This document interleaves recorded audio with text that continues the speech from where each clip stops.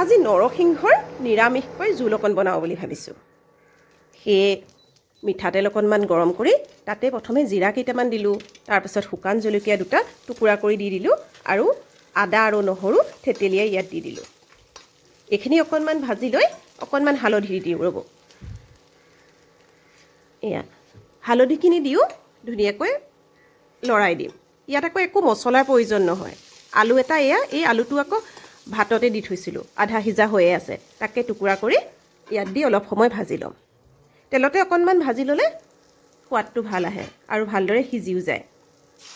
এতিয়া এই নৰসিংহৰ পেষ্টখিনি মিক্সিতে পেষ্ট বনাই লৈছোঁ, সেইখিনি দি অলপ সময় ভাজিম। ভালদৰে ভাজ খোৱালৈকে ঢাকোন মাৰি ভাজি দিম।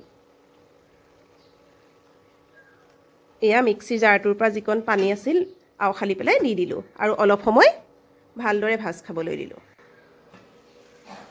কিছু সময়ৰ পিছত এয়া অকণমান ঢাকোনখন আঁতৰাই চাইছোঁ, ধুনীয়াকৈ ভাজ খাই গৈছে, ওপৰলৈ তেল বিৰিঙি গৈছে আৰু এয়া অলপমান গৰম পানী কৰি থৈছিলোঁ, সেইখিনিও ইয়াত দি দিলোঁ।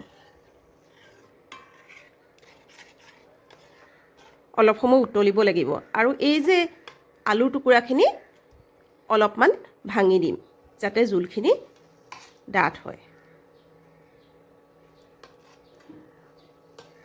অলপ আলুৰ টুকুৰা এনেদৰে ভাঙি দিলোঁ হেতাখনেৰে আৰু অলপ সময় উতলিবলৈ দিলোঁ।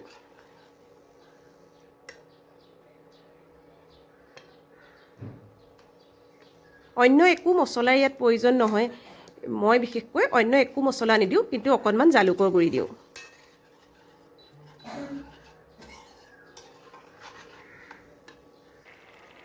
আৰু এয়া কিছু সময়ৰ পিছত এয়া বক বককৈ উতলি গ'ল আৰু এয়া আমাৰ তৰকাৰীখনো ৰেডি হৈ গ'ল। ডাঠ হৈ আহিছে আৰু তৰকাৰীখনো ৰেডি হৈ গৈছে। মই তাতে প্ৰথমে এয়া ভাত বাঢ়িয়ে আছিলোঁ, গতিকে ভাতৰ লগত এয়া তৰকাৰীকণ দিয়ে দিওঁগৈ।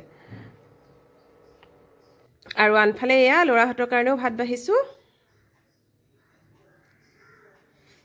আৰু ইয়াৰ জোলটো খোৱাটো স্বাস্থ্যৰ কাৰণে যথেষ্ট উপকাৰীও, গতিকে মাজে সময়ে এনেকুৱা জোল অকণ খাবও লাগে।